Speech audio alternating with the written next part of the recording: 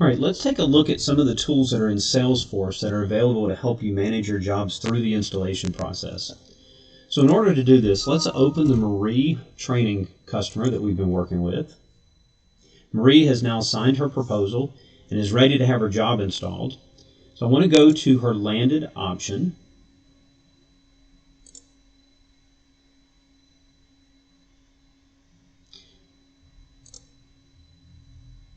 And you can see there's the landed option. And because we got signatures on the tablet, you'll see that this option is automatically marked as landed. We didn't have to do that. So that's good. So now that she's ready to move forward with her install, there's two things that we need to do right away. First of all, we need to order product, and we need to get in touch with our installer and at least get a tentative date on the installer's calendar. So in order to order product, so think about this in terms of building your organization, and you have different people that are doing different steps. So it might be a design associate that has landed this job and is now communicating with a project coordinator on what needs to be ordered. So one of the things that can be done here is if we print the proposal, you might want to print this proposal with quantity, extended cost, and unit cost, and be able to hand this information to an office manager or to a production coordinator to know exactly what to order and how much to order. Now here's a good place for us to stop and make a note. If you're using PG, the pricing groups in your estimates, that's great. It's a fantastic way to save time in the home and to put together a proposal very quickly. However, now we see a problem. And the problem is, if I'm the office manager, I don't know what to order. So my encouragement to you when you're doing your proposals is either go back into the option and put in the actual name of the hardwood or the carpet, whatever it is that was sold. You don't have to change the price, just edit the name. Or always have a section, the project section, that details exactly what the product is and the color that needs to be ordered. Because this document should be fairly standalone so that you could hand it to a production coordinator or you could hand it to an office manager and they would know exactly what to order. Okay, but now back onto what the system can do for you. So it might be that you print this off or download it and email it to someone inside your office with the cost information so that they can validate the cost as they're talking to the supplier. So that's one way to use this. Another thing that you can do is if you wanted to send some information to your installer, you might not want to send all of the costing information. So you could deselect everything on the option totals, and over on the line items, maybe you only want your installer to see the quantity. Same note applies. Your installer has no idea what PG1 hardwood is. So that same note applies in terms of putting enough detail in the proposal to know exactly what you're doing.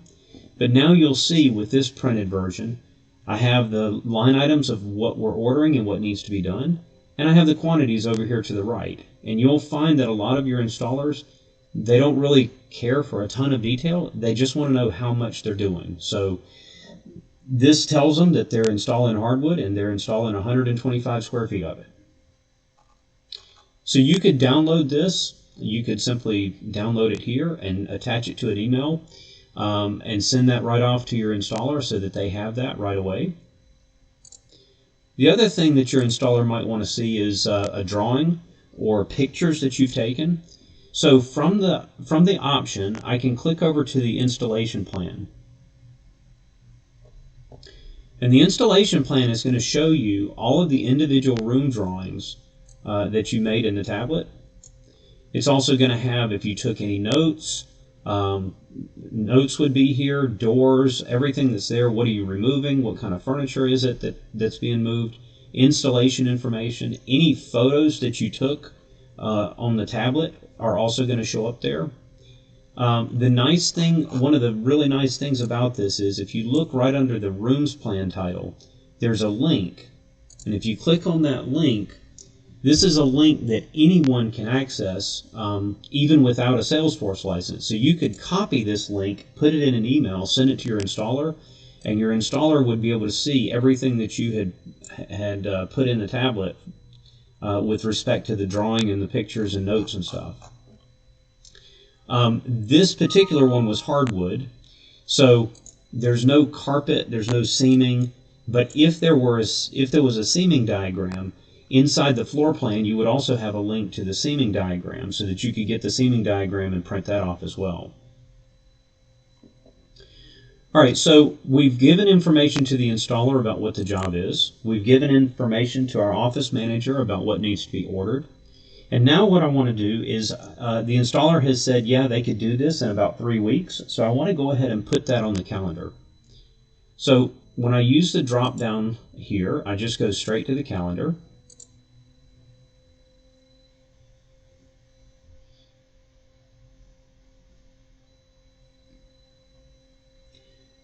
And you should have already set your installer calendar so that you can see it.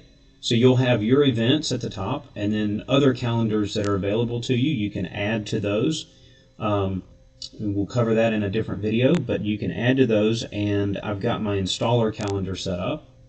So let's say that my installer has said that they could do this the first week of February, and we can do it on the 3rd. So on the 3rd of February, I want to create an installation event on the calendar. So I click on the calendar at that time. What type of event is this? This is an installation. So I click on installation.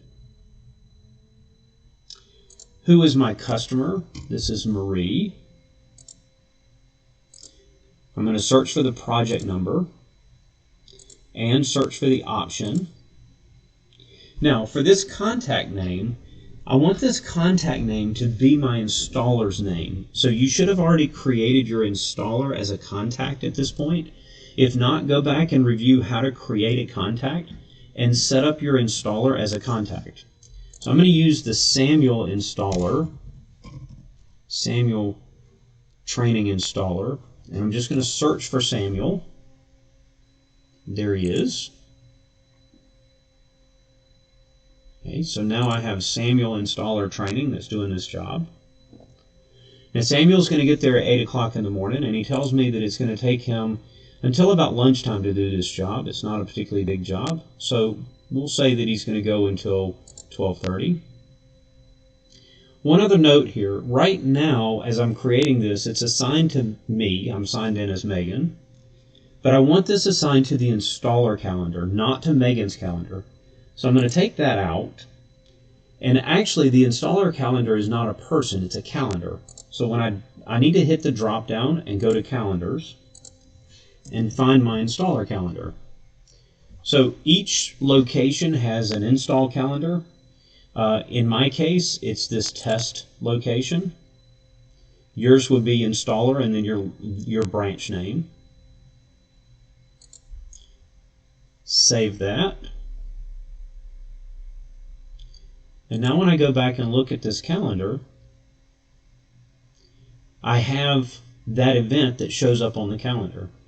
You'll notice that the customer name shows up first, installation Marie, and then right below it is that contact name. That's why it's important to have the installer name so that you can look at the calendar and you can see right away which one of your installers is doing the job. So this allows you to see multiple installers on your calendar at one time. So now that I have this scheduled with my installer, I'm going to go back to the project.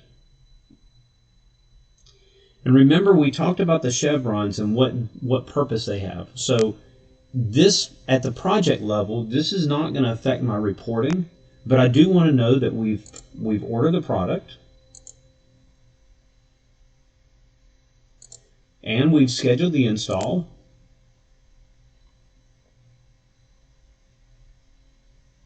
And it might even be that we've done some of the job marketing. So we've put out lawn signs, we've done door hangers and that sort of thing. So I'm going to mark that we've done the job marketing as well.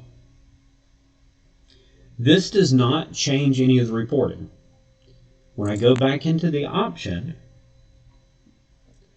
if I want to affect the reporting, now I'm going to move it into scheduled. Mark this status as complete, so it's no longer landed. It is now scheduled.